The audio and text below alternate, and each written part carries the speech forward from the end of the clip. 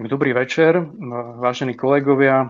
Vítame vás na ďalšej online diskusii Slovenskej komory učiteľov v rámci projektu Podpora demokratizácie v školách. Dnešná diskusia má názov Výskum zborovne. Ja by som na začiatok prečítal jeden citát, ktorý sa objavil priamo v udalosti, Facebookovej udalosti k tejto diskusii. Je to jeden príspevok v komentoch. Ak sa učiteľ necíti v pohode, automaticky už pri vstupe do svojej triedy prenáša svoje pocity, sklamanie a demotiváciu na svojich zverencov. A trvá to oveľa viac času, kým sa spamätá a začne pracovať na 100%. Áno, sme cítiace bytosti a určite nemôžeme pochybovať o tom, že to, v akom pracujeme prostredí, aká je atmosféra zborov, nejaké klíma na škole, na nás pedagógov veľmi vplýva a určite nemôžeme pochybovať, že by to nemalo vplyv aj na triedy, na atmosféru v triedách, na žiakov. Aj to je jeden z dôvodov, prečo sme sa ako komora učiteľov pustili do projektu Podpora demokratizácie v školách.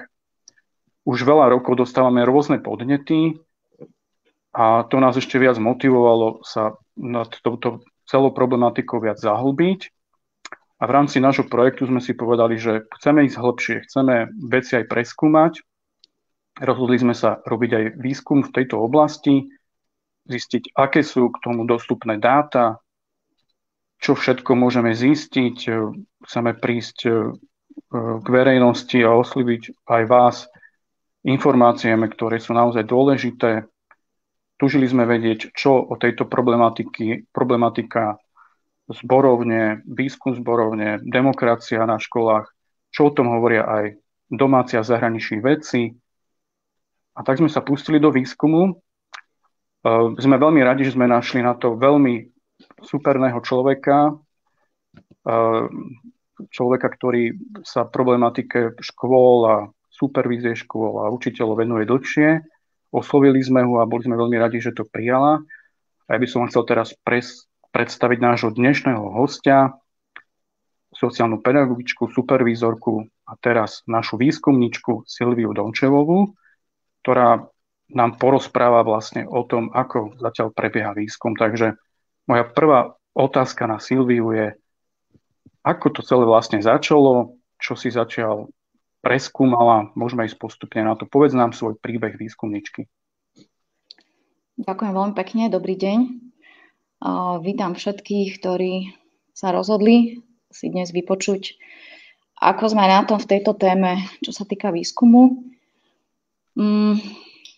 Ja by som, keby som chcela ísť úplne od začiatku, tak by som musela začať rozprávať o tom, ako som sa stretla s ľuďmi zo Slovenskej komory učiteľov. Na to nemáme priestor, takže možno len úplne vďaka vlastne tomu, že som týchto skvelých ľudí zo Slovenskej komory učiteľov stretla v rámci učiteľských štrajkov, tak som dostala túto veľkú výzvu, pretože za veľkú ju považujem hlavne preto, že, a dostanem sa k tomu za chvíľočku, že som postupne prechádzala jednotlivé zdroje slovenské, zahraničné, teoretického charakteru a postupne som zisťovala, že na túto tému demokratizácie naozaj žiadne veľké výskumy neexistujú.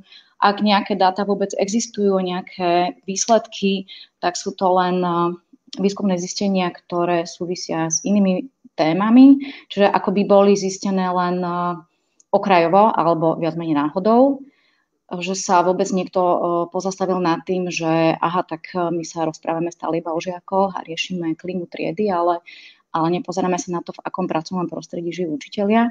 Takže naozaj zatiaľ zistujem, že žiaden veľký výskum na túto tému nie je a je to vlastne, bol to jeden z veľmi dôležitých motivátorov, prečo začať na tejto téme pracovať a prečo sa do tohto výskumu pustiť.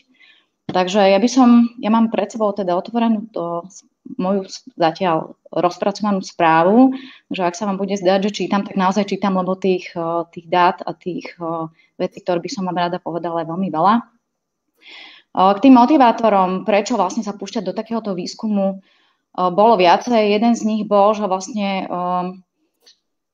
v Slovenskej komore učiteľov sa realizuje už dlhé roky kampaň, ktorú teda nazvali moji kolegovia Zber strachu. A tá kampaň začala niekde v marci 2020 a vlastne nepretržite ešte stále prebieha. No Začala ešte, asi si chcela povedať 2014. Aha, pardon, tak mám, áno, 2014, ďakujem pekne, Vlado. A vlastne stále, áno, je to naozaj dlhoročná kampaň, ktorá stále prebieha. A tam vlastne v rámci tejto kampane by som, alebo teda moji kolegovia upozornili na to, že je tam niekoľko veľmi závažných oblastí, v ktorých sa učitelia a pedagogickí pracovníci vyjadrovali k tomu, čo sa vlastne deje v ich pracovnom prostredí. A také úplne, čo by som tak len stručne vypichla, tak také úplne najdôležitejšie oblasti boli napríklad korupcia, klientelizmus v školskom prostredí, porušovanie zákonov zo strany zamestnávateľov, porušovanie základných ľudských práv a čo bolo pre náš, alebo čo je pre náš výskum, pre východiska nášho výskumu veľmi dôležité, tak je to diskriminácia na pracovisku a napríklad teror voči jednotlivcovi. Ďalšími takými motivátormi boli aj osobné skúsenosti členov Slovenskej komory učiteľov a tie skúsenosti samozrejme ja nebudem popisovať, ja by som povedala svoju vlastnú skúsenosť, lebo tiež mám vlastnú skúsenosť z pracovného prostredia. Ja teda pracujem vo vysokoškolskom prostredí školskom a teda moja skúsenosť na jednej z fakult, na ktorej už teraz nepracujem, pracovala som tam iba rok, bola taká, že nikdy predtým sa mi to nestalo, našťastie ani potom, že ten vzťah alebo komunikácia, fungovanie s nadriadeným alebo s nadriadenou bola naozaj, alebo teda bola charakterizovaná, mohla by som charakterizovať ako zneužívanie moci, diktatorská komunikácia, obklopovanie sa našimi ľuďmi, vyhrážanie, psychický nátlak. Takže ja som vlastne aj po roku na tejto fakulte skončila, pretože mi nebola obnovená zmluva. Takže to bola moja osobná skúsenosť, ktorá takisto ma veľmi zaväzuje k tomu, aby som k týmto veciam pristupovala čo možno najvážnejšie, najserióznejšie a rozmýšľala nad tým, išla viacej do hĺbky, prečo sa takéto veci v pracovnom prostredí škôl dejú, dokonca aj na vysokých školách. Čiže naozaj, keď by som to mala porovnať, že či sa teraz bavíme o pracovnom prostredí základných škôl alebo stredných škôl alebo dokonca aj vysokých škôl, tak je to naprieč všetkými týmito vlastne dimenziami slovenského školstva. No a ako teda úplne najdôležitejšia bola už tá spomínaná absencia komplexného výskumu, takže myslím si, že je to naozaj veľmi dôležité, pretože keď som si prechádzala tému demokratizácie, tak som sa vždy stretávala s tým, že sa rozpráva stále o demokratizácii tried, stále sa rozpráva o klíme tried, ale všade aj vrátanie tých všetkých výsledkov, ktoré za chvíľku vám vlastne budem postupne otvárať, tak všade naozaj budete vidieť, alebo teda počuť skôr, že stále sa bavíme o žiakoch, o triede a stále tam niekde vypadávajú učitelia a klíma zborovne. Mhm. Takže dobre som ťa pochopil, že vlastne ani u nás, ani v zahraničí priamo tú tému tej demokratizácie, áno, čiže vplyv to, ako demokraticky funguje zborovňa, ten kolektív pedagógov, nikto túto tému priamo nikdy neskúmal? No, ona je skúmaná, ale je súčasťou iných tém. Čiže nie je skúmaná samostatne. Aj keď dostanem sa aj napríklad k dátam, ktoré sme získali zo štátnej školskej inšpekcie, to sú naše domáce dáta slovenské, tak stále akoby tam skrátka tí učitelia boli niekde schovaní, niekde skrytí. O zborovni sa vôbec nerozpráva a keď sa aj rozpráva o niektorých konkrétnych parametroch, ako sú medziľudské vzťahy alebo vzájomné vzťahy, tak niektoré veci úplne ako keby ani napríklad štátnu školskú inšpekciu nezaujímali. Ale nechcem predbiehať, nechcem to preskakovať. Čiže áno, keď si sa pýtal, tak ja napríklad začala som teda vo výskume je veľmi dobré, je to také užitočné, keď predtým, ako chceme vlastne vojsť do nejakého terénu a skúmať alebo teda vytvoriť vlastné dáta, skúmať tú aktuálnu situáciu v našom prostredí, tak je dobré si zmapovať, teda čo na túto tému bolo povedané, čo na túto tému bolo zistené a samozrejme ideálne porovnať to aj so zahraničným kontextom. Takže vlastne ja som úplne na začiatku si vyhľadávala rôzne štúdie, zahraničné a slovenské, ale tých zahraničných samozrejme bolo viacej. Prešla som aj prieskumy TALIS, to sú vlastne prieskumy, ktoré robí OECD, medzinárodné prieskumy, ktoré sú zamerané na učiteľov. A vlastne postupne som zisťovala, že táto téma sa začína objavovať, ale teda až posledné roky.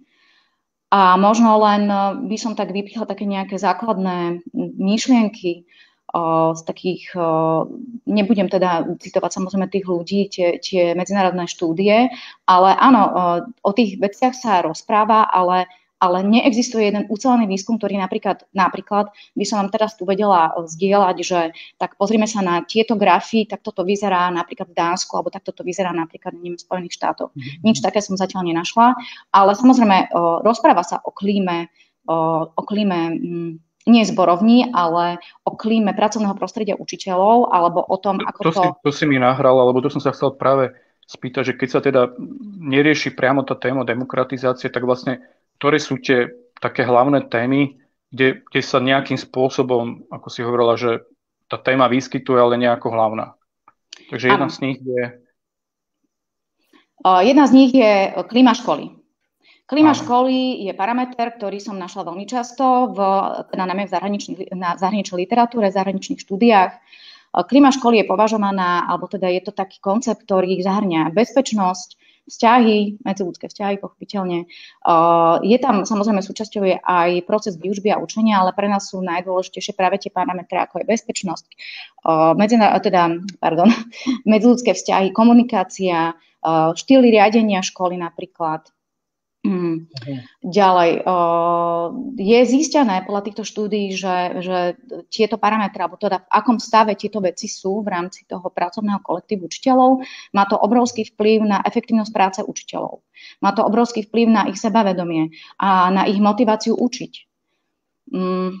Toto bol taký jeden z takých veľmi dôležitých zistení dvoch takých štúdií z roku 2005 a 2010 napríklad zahraničných.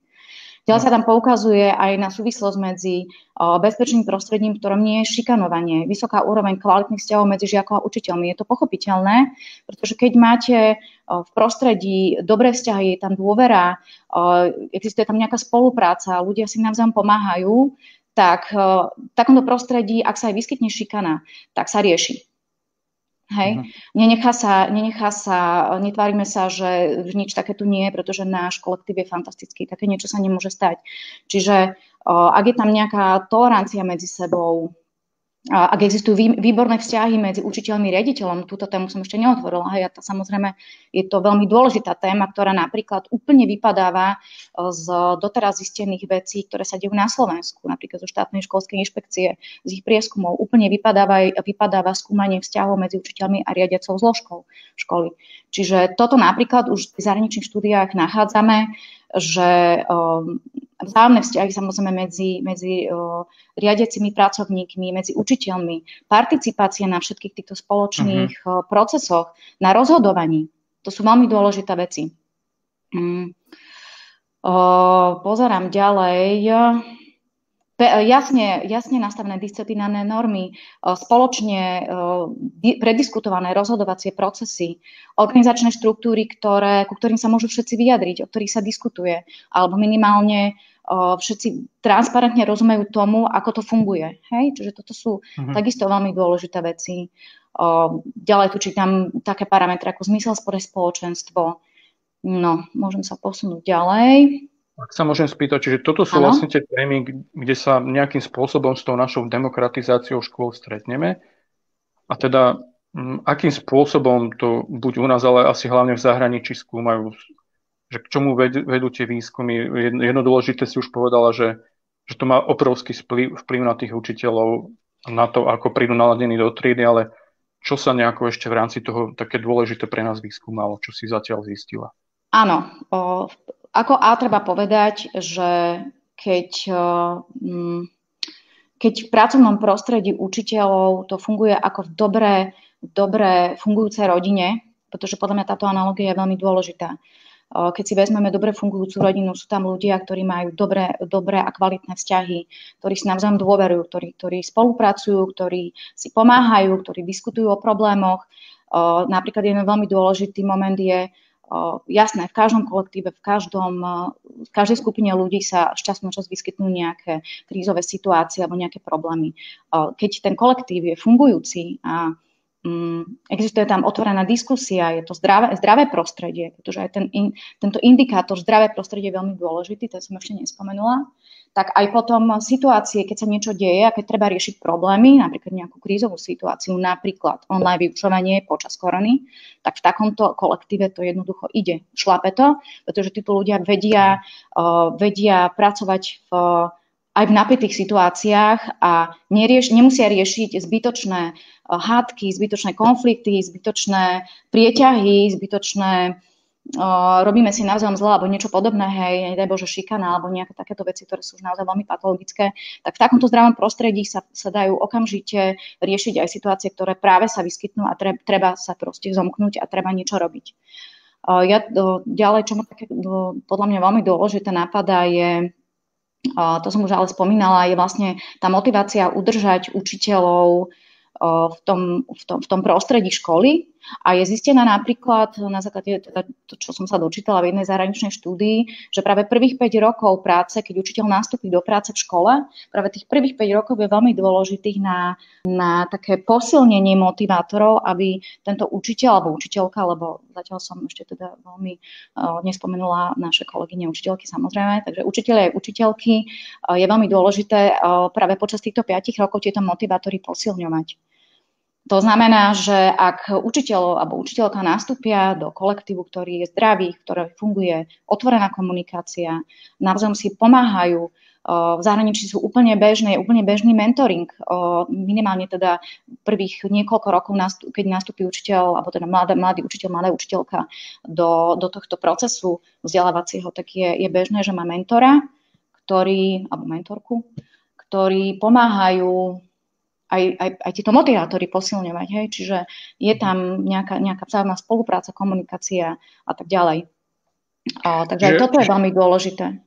Čiže ak tomu rozumiem, mohol by som to povedať tak zjednodušene, že učiteľ, mladý učiteľ, ktorý začne učiť, alebo mladá pani učiteľka, napríklad učiteľka fyziky, alebo prírodovedných predmetov, ktorých máme teraz málo a sú exkluzívnym niečím pre naše školy, oni sa vlastne v prvých 5 rokoch rozhodujú, či zostanú v tej škole. Tak som tu správne pochopil, že ten vedecký výskum ukázal, že tých prvých 5 rokov je rozhodujúcich, či zostane ten učiteľ v školstve. Áno, ale treba si uvedomiť, že je to zahraničná štúdia, čiže trošku to treba brať naozaj s takým ako keby nadhľadom, ale ja si myslím, že zase ten kontext zahraničný alebo slovenský sa v tomto smere až tak veľmi nemení. Motivátory, prečo chceme prácu robiť, tých motivátorov je veľmi veľa, ale pracovný kolektív a atmosféra v tom pracovnom kolektíve je jeden z najdôležitejších. To znamená, že... No ja z osobnej skúsenosti učím 20 rokov. Môžem povedať, že som zažil strašne veľa kolegov a bolo to zhruba tak prvých 5 rokov, že prišli tí mladí kolegovia, boli nadšení a veľa ich práve do tých 5 rokov odišlo. Takže ja z mojej skúsenosti to môžem potvrdiť. Ja som veľmi rád, že to teda potvrdzujú aj tieto vedecké výskumy v zahraničí. Ja si tiež myslím, že asi tých prvých 5 rokov je rozhodujúcich a aj to nie len teda pravda, že to platové hodnotenie, kedy si ten učiteľ zváži, že či si to jeho rodina môže dovoliť, ale presne ako hovorí, že v akom systéme ten učiteľ pracuje, aká je tá atmosféra školy a tá klíma školy. A tá klíma školy to je vec, ktorá určite nás všetkých zaujíma. Áno, pri tejto príležitosti si mi pripomenula ešte jednu veľmi dôležitú. Tých dôležitých vecí je tu strašne veľa a dúfam, že stihnem z nich povedať aspoň časť. Ale si mi pripomenula jednu dôležitú vec.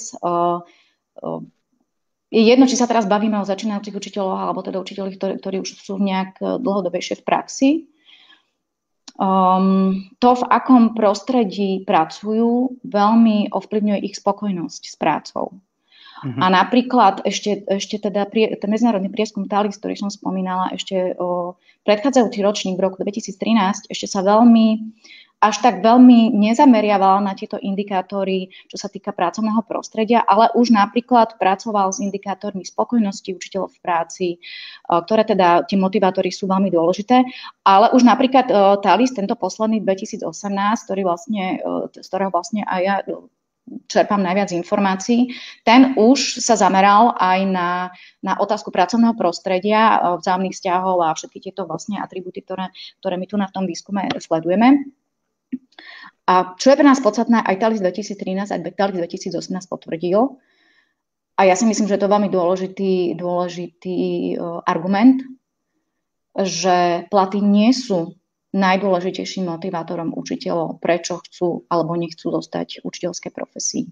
Nie sú. A je zaujímavé, že sa to potvrdilo naozaj aj v tom roku 2013, ktorý vlastne to bol výsledok skúmania nejakých 2 alebo 3 rokov predtým a potom vlastne aj ten ďalší ročník v tom 2018, že sa ten ukazovateľ sa nezmenil. Pre učiteľov nie je na prvom mieste, alebo teda pre väčšinu učiteľov, samozrejme, jasné, že niektorí respondenti, pre nich je najpodstatnejší ten plat, ale väčšina učiteľov, bolo to veľmi vysoké číslo, ktoré vám teraz nepoviem, ale bolo naozaj veľmi vysoké, čiže naozaj tam nie je o čom polemizovať. Pre väčšinu učiteľov na Slovensku nie je plat, nie je finančné ohodnotenie na úplne prvom mieste. Ale treba samozrejme povedať, že aj finančné ohodnotenie, aj spoločenské ocenenie profesie spolu s kvalitou pracovného prostredia patria medzi veľmi významné faktory, ktoré ovplyvňujú spokojnosť učiteľa v práci a samozrejme efektívnosť jeho práce, to je jasné. Čiže celkovú motiváciu ostať v tomto povolaní a neodísť niekam inám.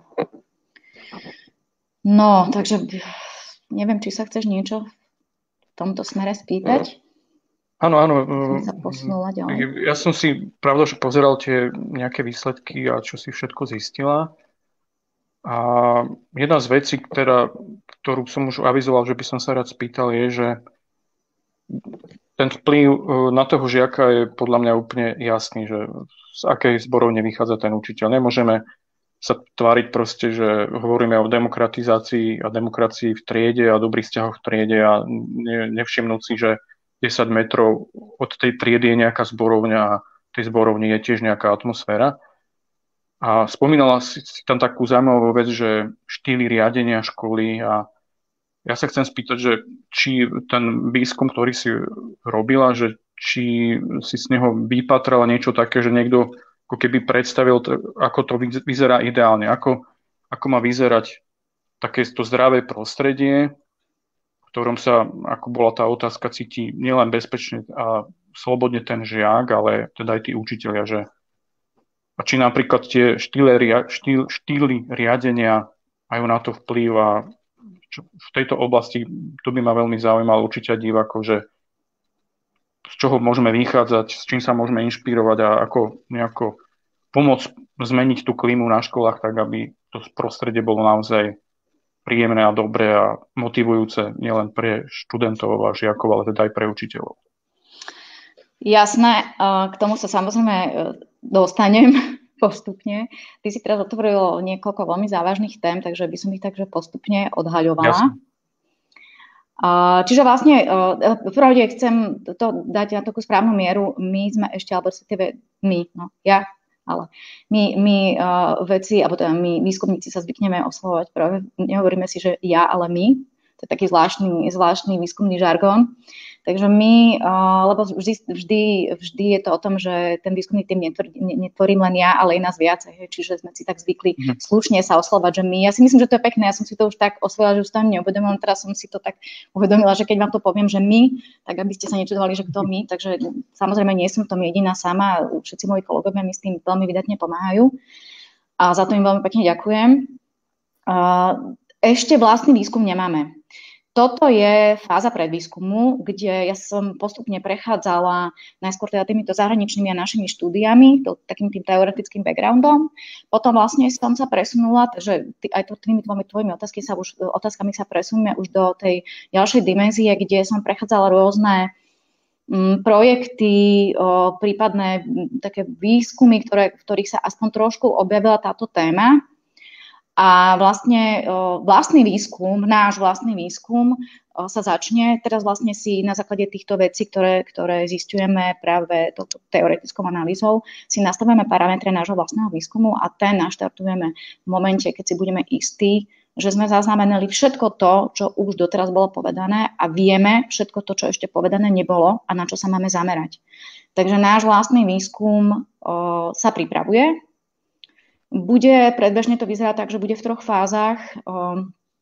Prvá bude taká fáza takého rýchleho prieskumu, reprezentatívneho naprieč celým Slovenskom, kde sa len v rámci pár otázok spýtame na také na taký úplne základný aktuálny stav, ktorý nás v tejto veci zaujíma, a potom sa pustíme hlbšie najskôr v rámci dotazníka a potom aj, ak sa teda podarí v rámci fokusových skupín a možno s vybranými záujemcami, ktorí by veľmi radi aj povedali nejaké svoje skúsenosti a obohatili tým pádom aj tú skúmanú realitu, tak aj v nejakých rozhovoroch. Čiže vlastne toto ešte nie sú výsledky vlastného výskumu, zatiaľ sú to len výsledky takého predvýskumného bádania, čo na túto tému je, ale hlavne, čo na túto tému ešte nie je. Takže to je pre nás veľmi dôležité. No, takže ja by som len teda do tej druhej roviny západla do takej tej už akože praktickejšie, nazvime, že praktickejšia. Teraz som sa trošku zamyslela, že nad tým, že lebo ty si tam dal viacero takých otázok, že ako to napríklad súvisí s triedou, tak určite sa dostanem aj k tomu. Ale možno by som, na Slovensku existuje, čo som bola trošku prekvapená, viacero takých počinov. Existujú napríklad v rámci Dobrej školy, dotazník kultúra, klíma školy. Dostanem sa možno veľmi stručne aj k iniciatíve To dá rozum, ktorá tiež urobila taký prehľad toho, čo sa v školstve deje. Čiže tam som tiež našla nejaké indikátory, ktoré sa dotýkajú vzťahov a prostredia v škole, prostredia učiteľov, samozrejme, bavíme sa o prostredí učiteľov. Bolo zaujímavé napríklad pre mňa zistiť, že na internete som našla niekoľko súkromných škôl, ktoré samozrejme nebudem menovať, ktoré si dali urobiť, alebo teda realizovali dotazník klímy školy. Predpokladám, že to boli školy, ktoré naozaj mali progresívne riadenie, progresívnu riadiacu zložku školy, ale celý kolektív progresívny, samozrejme, pretože je to spoločná práca. A tam napríklad prvýkrát som sa stretla s tým, že sa začalo rozlišovať nielen teda medzi otvorenou a zatvorenou komunikáciou, ale medzi zatvorenými a otvorenými školami. Čiže už ako keby sa ten pojem otvoreno-zatvoreno začala prenášať aj na tie iné indikátory, čo ma teda veľmi príjemne prekvapilo. A tu som napríklad pri jednej škole videla, že oni si aj zadefinovali, že napríklad, keď už si sa pýtala, ako by to malo vyzerať, hej, tak otvorená škola by mala vyzerať tak, že ju charakterizuje vzájomná dôvera, súdržnosť, angažovanosť učiteľov, veľmi dôležitý fakt, demokratický štýl riadenia a vedenia, stabilita a pevnosť systému riadenia školy. Naopak, uzavretú školu vystihuje nedôvera, nízka miera angažovanosti členov pedagogického zboru, prejavy formalizmu v riadení školy, odstup riaditeľa voči učiteľom, učiteľmi percipovaná nejasnosť usmerňovania školy. To znamená, keď si to tak zhrnieme, a je to aj v tých ostatných indikátoroch, ktoré som našla, takisto je tu jeden výskum NÚCEMu, vybrané aspekty školy, vybrané aspekty kvality školy, tomu sa tiež chcem pristaviť. Tak keby sme to chceli tak zhrnúť v tejto chvíli, áno. Dalo by sa povedať, že si bola prekvapená, ale tých dát, ktoré môžeme využiť, je v podstate veľa, len asi ich ešte nikto nespracoval. Nie, pozor, toto nie sú dáta, toto sú, že niektoré školy, ktoré mali potrebu si už pre vlastný taký nejaký audit začať robiť, nenazvala by som to ešte úplne autoevaluáciu, ale povedali si, že urobia si audit klímy školy a zamerajú sa na práve toto pracovné prostredie učiteľov. V tomto prípade myslel som skôr, čo si spomínala, tú dobrú školu NÚCEM alebo to dá rozum. Áno. Zrejme existujú aj nejaké iné dáta ešte. Ja som sa v tejto dimenzii ani tak nezamerala na dáta, ako na už analýzu alebo na interpretáciu zistení, ktoré oni, tieto rôzne aktivity, napríklad NÚCEM alebo štátna školská inšpekcia, alebo keď by som vám tu hovorila vyslovene dáta, tak mnohým z nás to nič nepovie. Čiže najdôležitejšie naozaj je analyzovať už tie konkrétne zistenia, na čo oni prišli. Hej, čiže tuto sme ešte stále v rovine. Niektoré inštitúcie si napríklad súkromné školy, alebo teda nemuseli to byť súkromné, mohli to byť aj štátne školy, alebo napríklad NÚCEM, alebo To dá rozum, si urobili nejaký svoj prieskum, výskum, alebo nejaký, v rámci teda, čo sa týka tých škôl, tak to bol nejaký taký vlastný audit toho, ako to prostredie vyzerá, aby sme vedeli, ako to vyzerá. Mnohí využili práve aj ten dotazník Dobrej školy. A pre nás je ale podstatné, že prišli na to, alebo teda, že sa začali zaoberať tým a iniciovali diskusiu o tom, že aký je teda rozdiel medzi otvorenou a zatvorenou školou, lebo na to si sa pýtal, hej, že povedzme si teda, ako by to malo vyzerať a ako by to nemalo vyzerať. že malo by to vyzerať tak, že škola, pracovné prostredie školy, a nebavíme sa iba o triede, ale bavíme sa teraz o zborovni, lebo prídeme aj k triede, prečo je to dôležité pre triedu, sú práve tie také kvality, ako je súdržnosť, angažovanosť učiteľov, demokracia v štýle riadenia, participácia učiteľov na rozhodovaní, dobré medziľudské vzťahy medzi riadiacou zložkou a teda medzi učiteľmi a tak ďalej. Hej? Čiže toto je teraz to, na čo by som sa rada zamerala. Keď prejdem k tomu núcemu, čo sú také zásadné veci, ktoré som si ja vypichla, ktoré by som rada povedala. Jedna z prvých vied, ktorým vôbec začína správa, alebo tá správa, ktorá sa volá Vybrané aspekty kvality školy, tak celá tá správa sa začína vetou: riaditeľa preto môžeme vnímať ako jeden zo zásadných ukazovateľov kvality školy, školského prostredia. Riaditeľ priamo aj sprostredkovane pôsobí na jednotlivých učiteľov aj na pedagogický zbor ako celok. Pre učiteľov je veľmi potrebné cítiť, že sú riaditeľom vnímaní ako rovnocenní partneri, že môžu participovať na rozhodovaní a celkovom rozvoji školy. Dokonca sa ukázalo, že u pedagógov, ktorí majú možnosť participovať na riadení školy, dochádza k zvýšeniu motivácie, zvýšeniu efektívnosti. Dokonca tu je aj potom ďalej sa píše, že má to veľmi, veľmi priamy vplyv aj na klímu triedy. Hej, čiže keď už sa chceme dostať k tej klíme triedy, že nekončíme len teda pri tom, že prečo sa vlastne bavíme o tom, že treba zlepšovať pracovné prostredie učiteľov. No treba to byť preto, že ak sme preskočili pracovné prostredie učiteľov a ideme sa zaberať pracovným prostredím triedy, tak sme urobili jeden veľmi vážny zásadný omyl, pretože sme preskočili jeden veľmi dôležitý logický krok. Ty si povedal, tá trieda je vedľa zborovne. To je také obrazné vyjadrenie, ale je to tak. Čiže ak si predstavíme učiteľa, ktorý ráno príde do zborovne a má dve možnosti. Teší sa tam, pretože ho tam čakajú jeho kolegovia, s ktorými má dobré vzťahy. Je tam riaditeľ, ktorý bez ohľadu na to, či sa dobre vyspal alebo sa zle vyspal, bez ohľadu na to, či rieši nejaký zásadný problém, alebo je dnes akurát je práve v pohode, pretože nič hrozné sa nedieje, je stále príjemný ľudský, je otvorený, otvorene komunikuje o pravidlách, o rozhodovacích záležitostiach, zvolá poradu, na ktorej sa diskutuje. Jeho prístup nie je direktívny, ale je skôr otvorený. Neviem, v tejto chvíli to inak lepšie nazvať. A tento učiteľ potom odkráča zo zborovne, kde je takáto pracovná, aktívna, priateľská atmosféra, odkráča do triedy, kde tú atmosféru zo sebou prenesie. Úplne si mi teraz vlastne tým, o čom hovoríš, nahrala už jednej prvej diváckej otázke, pretože už mi z režie začali chodiť otázky, čo sa pýtajú priamo účastníci nášho live streamu, ktorí ho sledujú, a tá otázka znie: je potvrdené, že rovnako ako sa správa riaditeľ k učiteľom, sa správajú učitelia k žiakom? To je presne otázka, ktorá sem teraz zapadá.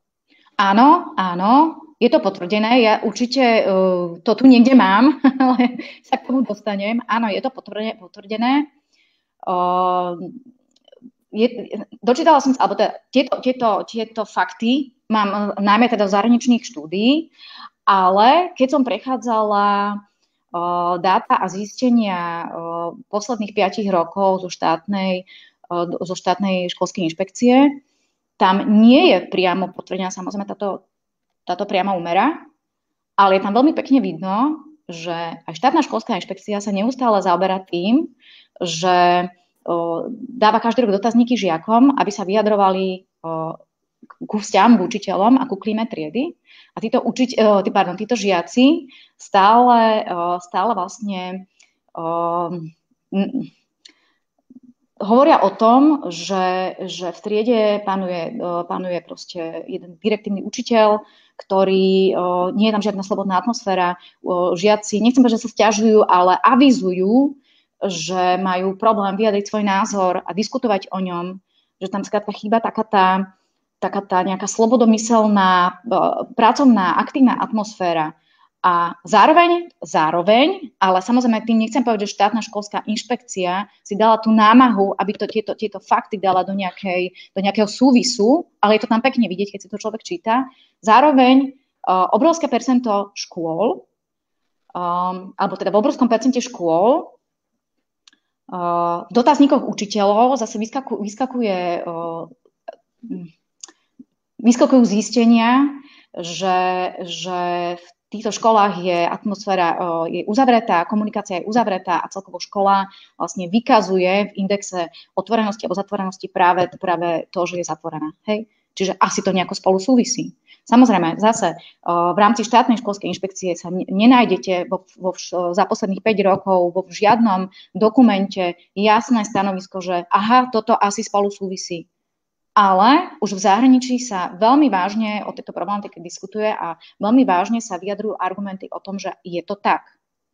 Takže by bolo zaujímavé naozaj aj sa zamyslieť možno na konci celého tohto výskumu, to bude niečo, čo nám, výskumníkom, z toho vypadne, že bolo by dobré aj na Slovensku tak urobiť tiež dať vlastne tieto dáta do súvisu a urobiť jeden veľký výskum o tom, ale to už je samozrejme blízka budúcnosť alebo nejaká budúcnosť, lebo nedá sa skúmať všetko naraz. Treba naozaj, toto si musí uvedomiť každý výskumník, že ciele sú obrovské, ciele sú ideálne, ale treba ísť naozaj krôčik po krôčiku, aby práve sa nestalo, že my tu máme dve veľké množiny dát a nedokážeme ich dať do súvisu, pretože jednoducho nikto si nevšimol, že to môže spolu aj súvisieť. Hej? Takže áno, aj v rámci našich slovenských dát je vidno, že žiaci sú nespokojní a učitelia sú nespokojní. Tak asi niekde nejaká tá korelácia bude. Ale ak mám odpoveď jasne, áno, zahraničné štúdie hovoria o tom, že má to veľký súvis a súvisí to určite spolu. Keď sme vlastne pri tých nejakých dotazníkoch, si to spomínala, tak je tu ďalšia otázka, ktorá podľa mňa teraz úplne zapadá, že či existuje nejaký dotazník spokojnosti učiteľov. Áno. Teraz ale v zmysle, že či vám ho teraz rovno tu nadám, alebo slovenský dotazník, lebo áno. Už niekto robil.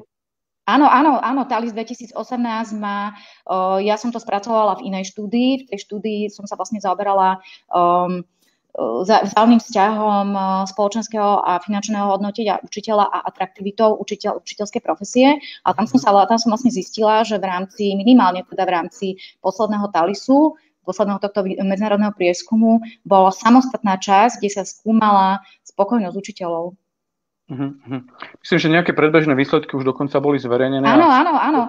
Určite sa tým budeme zaoberať a zverejňovať to aj my. Áno, boli zverejnené dve kola. Jedno bolo minulý rok v júli a druhé kolo výsledkov bolo zverejnené tento rok v marci. A toto práve mám taký pocit, ak sa dobre pamätám, tak toto druhé kolo tento rok v marci sa práve týkalo spokojnosti. To boli práve tie dáta, z ktorých som čerpala pri tej svojej štúdii ohľadne atraktivity učiteľskej profesie. Ty si spomínala tú svoju štúdiu, tak nie je v podstate, dá sa povedať, ďalšia otázka. Súvisí to aj s tým, čo už si hovorila asi pred 10 minútami. Tá otázka znie, prečo muži, učitelia neučia, radšej predávajú autá, ak to nie je o plate. Takže nás to zase vrátilo k tým platom. Takto, aby bolo jasné, finančné ohodnotenie profesie a spoločenské ocenenie profesie sú viac menej na tej istej úrovni. Dokonca by som povedala, že v tých mnohých vyjadreniach učiteľov v rámci TALISu 2018 veľmi často zaznelo, že skôr ich mrzí nie to, že majú také platy nehodné vôbec diskusie, ale že to celkové spoločenské ocenenie, to znamená verejná mienka, to, ako učiteľov prezentujú napríklad v médiách, to je jedna samostatná obrovská téma, aký je mediálny obraz učiteľov napríklad na Slovensku, tak toto učiteľov mrzí oveľa viacej. Čiže vráťme sa k otázke, prečo radšej robia niečo iné. No to by bolo zaujímavé sa ich opýtať, ale ja samozrejme mám svoju takú teóriu, ale berte to tak, že to je moja teória, čiže ja by som ja si samozrejme za ňou stojím a asi som ju, myslím si, že aj v mojej štúdii som ju prezentovala, nemám problém prezentovať svoje teórie. Ak to nie je o plate, ja si myslím, že je úplne jedno, či sa bavíme o učiteľoch mužov alebo o učiteľkách ženách. Taká tá verejná mienka o učiteľskom povolaní na Slovensku je veľmi zahanbujúca nielen pre učiteľov, ktorí teda si to naozaj nezaslúžia, ale je to zahanbujúce aj pre tých ľudí, ktorí vlastne majú takýto postoj A ja si myslím, že mnohí muži skrátka neustoja, že mnohí učiteľe proste neustoja to, že sa na nich ľudia pozerajú ako... pomôž mi, Vlado. Proste... Ja to poviem cez dáta. Momentálne to hodnotenie pedagógov je v podstate... Väčšina pedagógov sú vysokoškolskí vzdelaní, ale v podstate zarábajú na úrovni zamestnancov verejnej správy s ukončeným stredoškolským vzdelaním. Asi tá otázka smerovala teda dosť k tým mužom a ja to teda ako muž chápem, že muž, ktorý má rodinu, je to určite veľmi náročné, a keď je pedagóg a to. Ale vráťme sa opäť k tým... Ešte môžem ti do toho skočiť? Ja by som povedala veľmi dôležitú vec ešte. Ja teda som sa roky zaoberala, teraz už trošku tá téma u mňa ako keby tak trošku odišla do úzadia.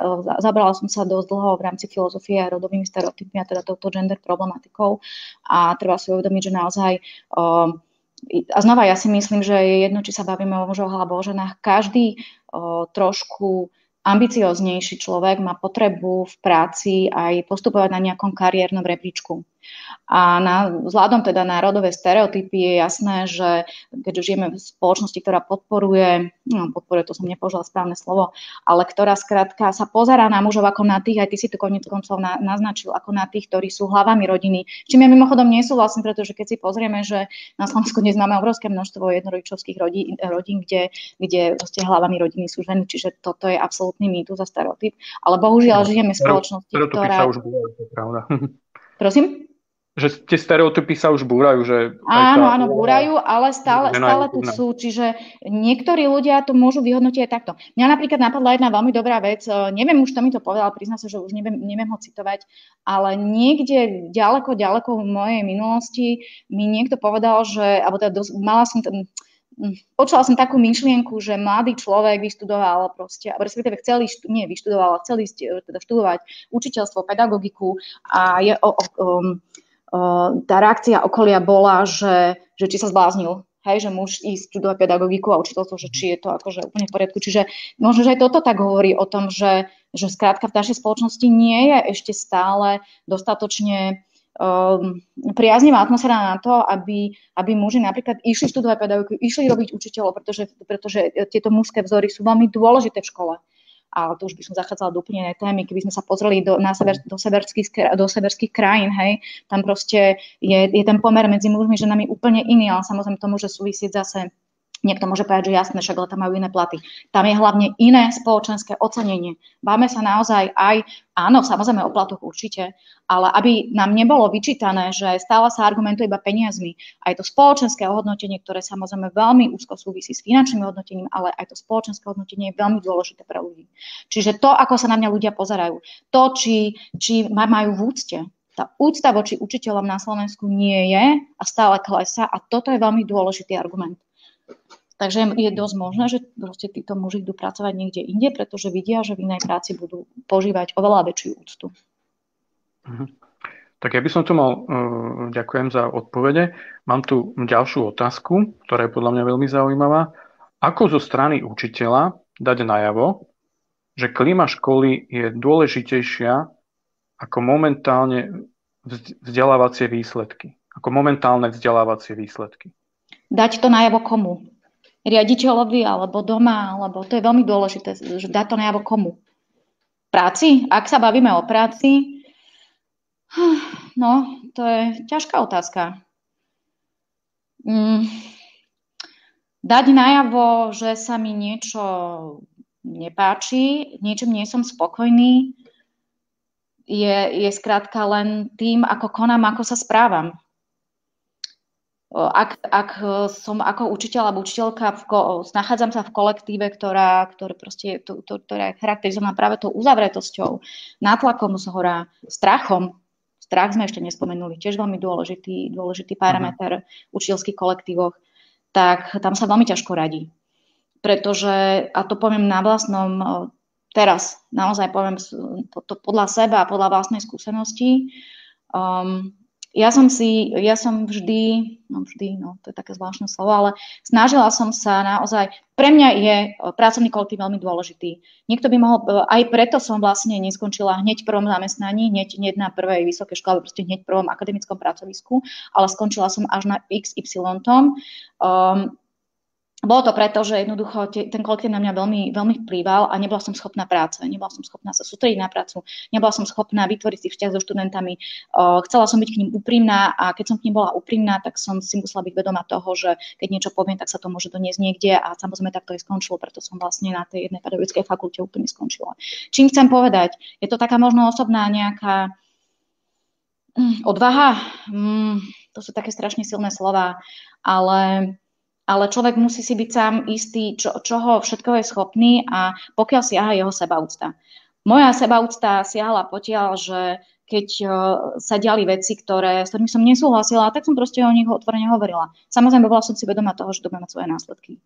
A napríklad na pedagogickej fakulte, kde som teda na tom mojom slavnom mieste, som bola teda okamžite konfrontovaná svojimi kolegami, ktorí mi otvorene do očí povedali, či som sa zbláznila, či ako nemám doma dieťa, alebo proste, či mám Boha pri sebe, alebo či mi to stojí za to. Hej? A moja odpoveď vždy bola, že mi to samozrejme stojí za to, pretože je to moja pracovná atmosféra, proste môj pracovný kolektív a ja keď sa budem tváriť, že to v poriadku, tak mi to nebude robiť dobre. Čiže je to veľmi dilematická otázka a túto otázku si asi musí zodpovedať každý sám, pretože ja nemôžem niekomu povedať, že buďte statoční, buďte odvážni a choďte do toho a potom ten niekto bude trpieť, pretože zistí, že to nebolo jeho rozhodnutie. Takže toto si musí každý zvážiť sám.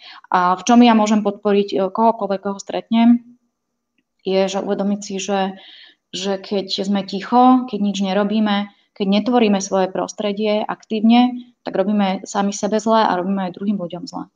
Pretože ak v kolektíve sa nachádza jeden jediný človek, ktorý má silu, má to v povahe napríklad, lebo je to samozrejme o charaktere, alebo je to o takej sile, no nie o charaktere, je to skôr o sile, lebo charakter máme všetci, čo možno najlepší, ale je to o takej sile toho človeka, či sa odvážiť alebo nie všetci musia byť hneď púšťať sa do otvorených nejakých vecí len tak bez hľadu, to nie je žiadne hrdinstvo. Naozaj treba mať túto koncepciu premyslenú a treba si byť vedomý toho, že to, čo robím nielen pre seba, robím to pre druhých a možno takýmto spôsobom si dokážem na svoju stranu získať ľudí a presvedčiť ich, že zastať si sám seba, zastať si kolektív a bojovať za to, aby to v tom kolektíve bolo zdravé, aby sa tam dalo žiť, aby sa tam dalo pracovať, je dôležité a má to význam. Ak človek na takýchto ľudí nenarazí, ak takýchto ľudí za sebou nemá, tak ani neviem, nie som si istá, že neviem. Možno ešte pred 10 rokmi by som povedala, že treba ísť do toho, ale je strašne dôležité, aby naozaj človek v tom nebol sám, ale niekto ten líder musí byť, niekto to začať musí, ale je dôležité, aby našiel svojich následovníkov, aby mal podporu. Lebo predsa len v jednote je sila, čo sa budeme tváriť, že to tak nie je. Ale to naozaj, prosím, považujte ako za takú moju filozofiu, hej, ja netvrdím, že musí mať každý takú filozofiu. Jeden ten komentár nám pred chvíľkou z réžie ste to vysielali v rámci toho, jak si hovorila, mohli ste to vidieť v spodných titulkoch a s tým súvisí, pán Peter hovoril o tej zborovni a o triede a s tým súvisí jedna z prvých otázok, čo je lepšie pre učiteľov, byť v zborovni alebo mať kabinety, alebo čiže aj z toho priestorového, ako to vplýva na tých učiteľov? Alebo vôbec zručiť tie zborovne a mať len proste tú triedu. Zborovne by som určite nerušila. A či k tomuto existuje tiež, či sa tým niekto zaoberal, či si na to narazil aj v tých zahraničných štúdiách? Na toto konkrétne som nenarazila, ale niekde v pozadí mojej pamäti, niekde som narazila na nejakú takú skúsenosť z rôznych škôl, kde vlastne bola také, musím povedať, že neviem si teraz spomenúť, čo to bolo za zdroj, ale nemyslím si, že to je až také podstatné, kde bolo vyslovene postavené v komparácii pracovné prostredie, zborovňa, aktivita, iniciatíva, proste práca naozaj so všetkým a potom to bolo postavené v komparácii ku kabinetom. Uzavreté ulitky. Toto presne inak bolo typické pre moje to bývalé pracovisko na pedagogickej fakulte. Proste to bola jedno schodisko, ktoré vedlo do takých kancelárií, kde všetci boli zavretí, zabednení, tam len proste sklonení nad tými svojimi prácami, nikto nikoho nepoznal, nikto nikoho nepozdravil, lebo ho nepoznal, nikto nevedel s nikým spolupracovať, pretože sa nepoznali, čiže nemyslím si, že to bola nejaká zahraničná štúdia, ale viem, že to bola nejaká skúsenosť, ktorá bola takto popísaná v rámci nejakého textu. A ja by som teda k tomu osobne naozaj zase, lebo toto sú moje osobné názory. Ja si nemyslím, že učitelia sú tvory, ktoré dokážu fungovať a žiť v nejakých krtincoch, kde proste bude každý pracovať na svojom zadaní a potom raz za čas si zvolá nejaký šéfko, ktorý im ukáže, a ty si urobil čo, a ty si urobil čo, a ty si urobil čo, a teraz to dáme dokopy, tak toto proste nefunguje. V akademickom prostredí toto fungovať nikdy nemôže, a to viem presne povedať argumenty prečo. A myslím si, že na základných stredných školách takisto nie.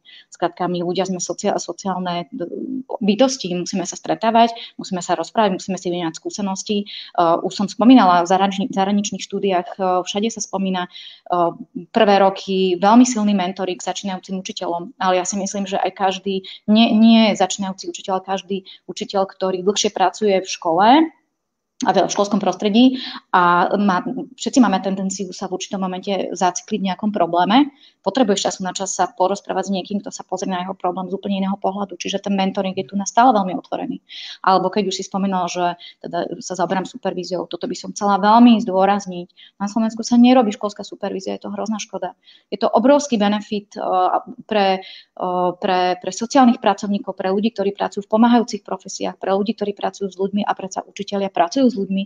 Prečo nemôžu mať k dispozícii ako benefit supervízora, ktorý dokáže pracovať s celou organizáciou, ktorý dokáže pracovať so skupinou učiteľov, s kolektívom, dokáže s jednotlivcom učiteľom, ktorý to naozaj potrebuje.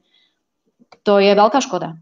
Takže určite ja by som nikdy nepodporila nič také, zatvorme sa niekde za dvere a tvárme sa, že problém neexistuje.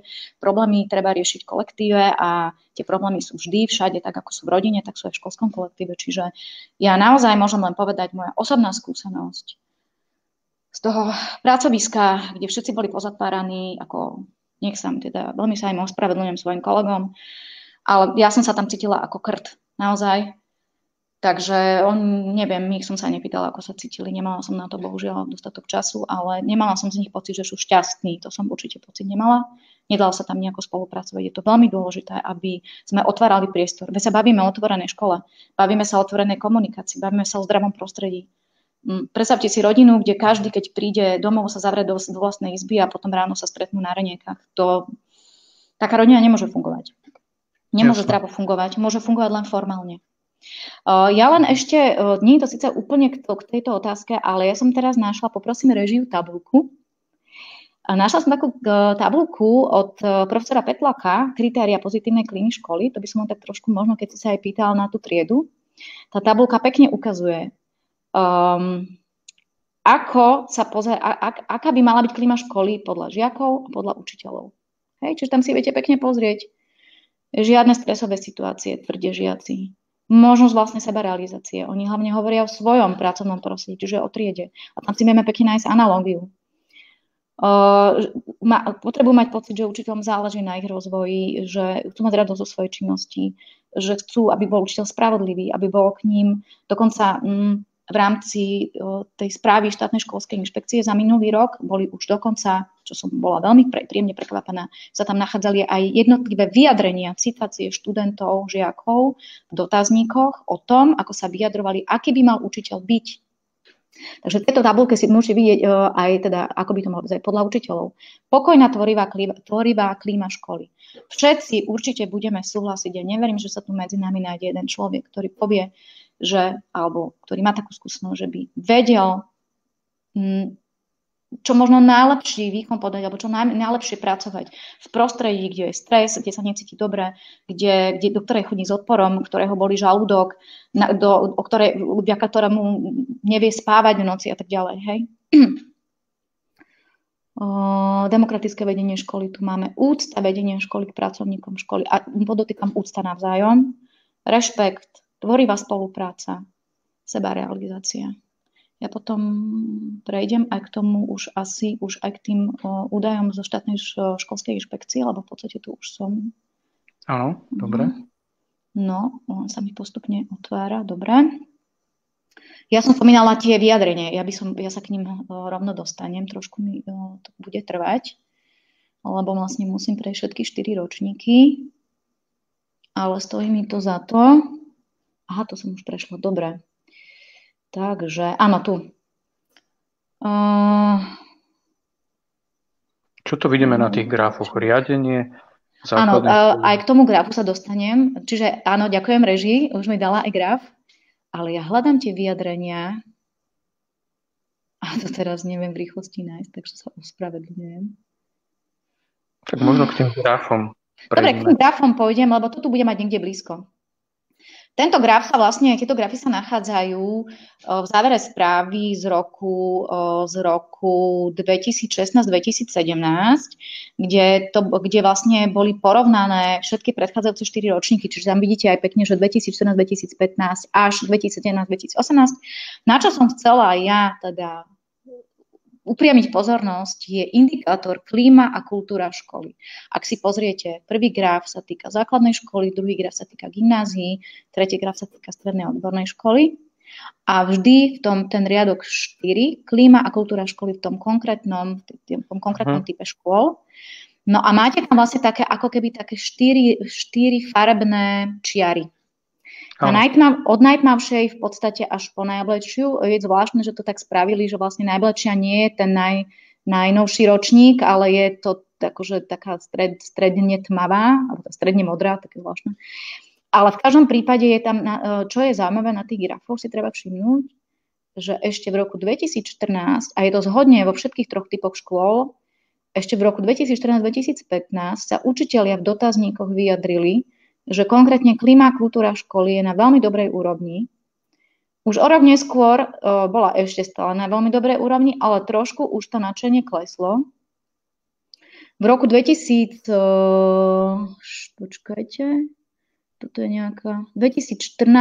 skrátka v nasledujúcom roku, aby som tu nepatrala potom, už to išlo nižšie a už sa učitelia v dotazníkoch vyjadrili, že klíma a kultúra školy je dobrá. No a posledný sledovaný rok, to je 2017-2018, tak tam to už kleslo do tej roviny priemerná. A napríklad na stredných odborných školách veľmi hlboko to kleslo, tam ten rozdiel vidno veľmi. Aj na gymnáziách a v podstate aj na základných školách. Je tam obrovský rozdiel medzi rokom predchádzajúcim a potom rokom 2017-2018. Čiže asi to hovorí aj o tom, že naozaj, môže to vlastne hovoriť o 2 veciach. Ďakujem režii.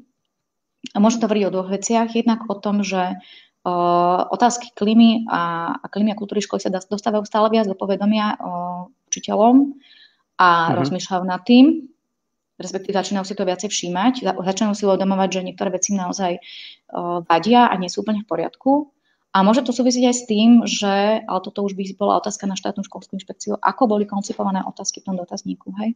Čiže netreba sa samozrejme na to pozerať, lebo toto je vždy problém so štatistickými údajmi, že nemožno je veľmi zle pozerať sa na ne jednosmerne. Proste len plošne, že aha, tak tento údaj sa zhoršil a tým pádom to znamená, že to horšie. Treba si uvedomiť, že tam tých faktorov môže byť viacero, ale ja si myslím, že ten pokles je dosť významný, takže určite to znamená aj to, že učitelia začali byť trošku viacej citliví na to svoje pracovné prostredie a možno začnú postupne aj teda byť aktívnejší v zmysle niečo s tým robiť. Lebo to je zase to len taká nejaká moja hypotéza. No ale ja som chcela tie vyjadrenia, ale tuto mám napríklad za minulý rok dotazníku, kde sa žiakov pýtali na klímu školy, samozrejme na klímu triedy, tak veľmi zhodne uvádzali aj predchádzajúce roky, ale hlavne ten minulý rok, absenciu istoty, pocitu bezpečia, absenciu možnosti prezentovania názorov, diskusie. No, pýtaj sa, Vlado, ja teda... No, ešte čo tu dostávam na režie, tak v podstate aj v minulej diskusii sme to mali podobné, že ako riešiť na škole direktivitu vedenia, alebo ako dozabezpečí, aby to vedenie si všimlo, že je nejaký problém. Čiže to je taká opakovaná otázka, že ako keby donútiť aj to vedenie, ale aj tú školu k tomu, aby si nejako nastavila zrkadlo. A tak my sa to pravda, že snažíme aj našim projektom a celou našou činnosťou komory, ale tí učitelia sa skôr pýtajú tie konkrétnej svojej situácii, že ako si pomôcť. A keďže už nám pomaly aj vyprší ten čas, sme chceli sa zmestiť do tej hodiny, tak ja by som už asi to smeroval k tomu záveru. Jedna z tých mojich otázok bolo, že či sa v rámci toho výskumu dopracujeme aj k niečomu takému, že keby naozaj ten riaditeľ chcel, sa otvoril a že či mu ponúkneme aj nejaké také noty, že ako má vyzerať dobré riadenie, alebo či budeme vedieť predstaviť tým pedagógom tej našej pedagogickej obci, že ako by mala vyzerať tá zdravá klíma, alebo ako si pomôcť a čoho sa držať, čo si všímať a či budeme v tom výskume tak smerovaní, že im budeme vedieť ako keby podať tú pomocnú ruku. Áno. Výstupy výskumu budú nejaké, ale hlavne treba hovoriť o výstupoch projektu celého a medzi tými výstupmi projektu bude samozrejme bude aj manuál o tom teda. Ja by som to moc do detailu nešla, lebo sú tam zainteresovaní moji kolegovia, takže tí by vedeli o tom lepšie hovoriť, ale bude manuál toho, ako by naozaj teda to malo vyzerať. Budú v rámci projektu realizované aj vzdelávacie moduly, ktoré zase bude robiť kolegyňa a ostatní kolegovia. Takže bude možnosť sa prihlásiť na vzdelávanie, tak to by som tak trošku spropagovala. Čiže aj po takej vlastnej osobnej individuálnej osi sa bude dať dozvedieť trošku viacej. Budú samozrejme rôzne teoretické výstupy, budú praktické výstupy. Kolega Kryžo pracuje na takom, ako by som to nazvala, na takej praktickej ukážke toho, aký by riaditeľ mal byť, také desatoro toho, že teda aký by som ako riaditeľ mal byť, že to poviem úplne stručne, lebo nechcem mu zase tiež zasahovať do jeho práce a nejako si privlastňovať jeho prácu, ale veľmi pekne, jednoducho, stručne, ja by som to dala ako zaramovať, ako jeden z veľmi dôležitých dokumentov školy, že ako dokument mojej vlastnej sebareflexie ako riaditeľa, riaditeľky, že každé ráno sa do toho pozriem ako do zrkadla, poviem si, som takáto, robím to takto, nerobím to takto, tak budem nad tým rozmýšľať, ako to zlepšiť. Hej? Čiže toto bude tiež jeden z veľmi takých jednoduchých, stručných, jasných, transparentných a praktických výstupov. A tých výstupov bude viacej. Tak to je určite veľmi dôležitá vec pre tých, ktorí nás sledujú, že budeme aj tí pozitívni, ktorí nielen ukazujú na problémy, ale aj ktorí budeme sa snažiť tej problematike pomôcť aj prakticky. Áno. A asi taká posledná otázka na teba. Čo teda, na čo sa teraz najviac budeš asi tak zameriavať? Predpokladám, že ten základný vstup, to zorientovanie máš za sebou. Čo bude teraz tak najbližšie taká tvoja hlavná meta? Áno, to poviem. Samozrejme, len chcem ešte podporiť tú myšlienku, ktorú si povedal, že doteraz lebo som výskumník, tak samozrejme najskôr musím zmapovať situáciu a keď je negatívna, tak ju musím popísať. Ale budem sa aj ja určite ako výskumníčka snažiť to preklopiť do tej pozitívnej stránky, že tak toto sme zistili a teraz poďme na tom pracovať, poďme nejako pomáhať, poďme niečo navrhovať, poďme niečo meniť a nielen ja samozrejme, ale moji kolegovia.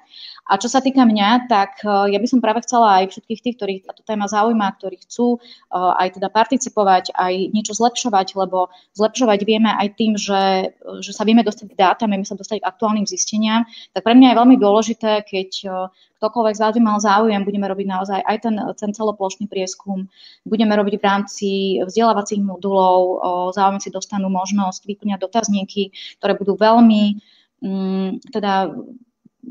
pôjdu veľmi do hĺbky a budú pre mňa ako výskumníčku veľmi dôležité tieto dáta. Takže pre mňa momentálne je dôležité, ja sa teraz momentálne pripravujem na vstup do terénu a pre mňa je veľmi dôležité osloviť všetkých vás v ktorí by ste teda chceli a chceli aj mne, aj teda mojim kolegom v tomto smere pomôcť, aby ste sa zapojili do týchto našich výskumných a prieskumných aktivít, pretože my tieto dáta naozaj veľmi potrebujeme na to, aby sme potom mohli sa snažiť nejakým spôsobom aj iniciovať diskusiu na teda ďalších úrovniach, aj navrhovať nejaké možnosti, aj robiť nejaké manuály, aj písať o tom a šíriť túto dobrú vec ďalej, takže len naozaj sa to nedá bez toho, aby sme mali zmapovanú aktuálnu situáciu. Takže toto je teraz môj cieľ a preto by som chcela naozaj všetkých poprosiť, ak to bude vo vašich možnostiach, vo vašich silách, tak sa zapojte, ak sa k tomu dostanete k nejakým takýmto veciam. Budem veľmi rada, budem za to veľmi vďačná.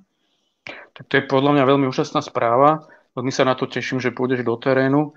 A na záver by som ešte asi našim divákom povedal, že toto určite nie je posledná diskusia.